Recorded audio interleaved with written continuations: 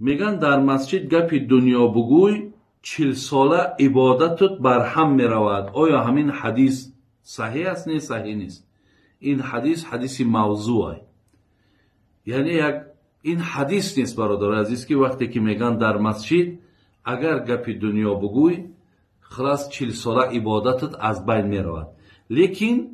لیکن شما یک چیز دانید که وقتی مسجد میگن مراد از مسجد، معنای مسجد چیه؟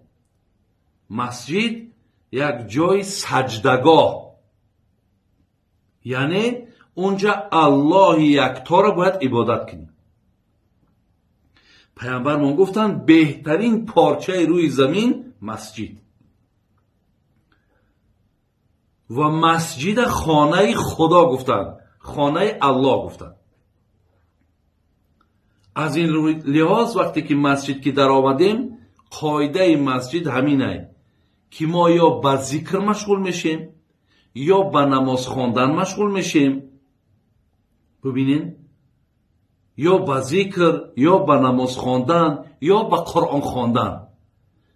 یعنی اون عملهایی که باید در درون مسجد انجام بیاید همین است برادر عزیز. اونجا جای گپی دنیا نیست. اونجا نمیشد که ما با یکدیگر مسئله های مثال حیاتی و بیزنس و یا دیگر مسئله را در داخل مسجد صحبت کنیم. برای همین یعنی انسان در درون مسجد وقتی گپی دنیا میگد وای گناهگار میشود. در زمانهای حضرت عمر میگد کدام نفر میگد در آخری صف نشستگی و گپ میزد. حضرت عمر میگد پرسید که شما از کجایین؟ گفتن ما از طایفیم. گفتن همین مهمان بدن تان پیش راه ما گرفت و الا شما گفت در درون مسجد پیامبر رو به سخن دنیا مشغول میشین. چنان گفت مقصد لط کوب تان میکردم که آواز تان مدینه رو فرا میگیرید.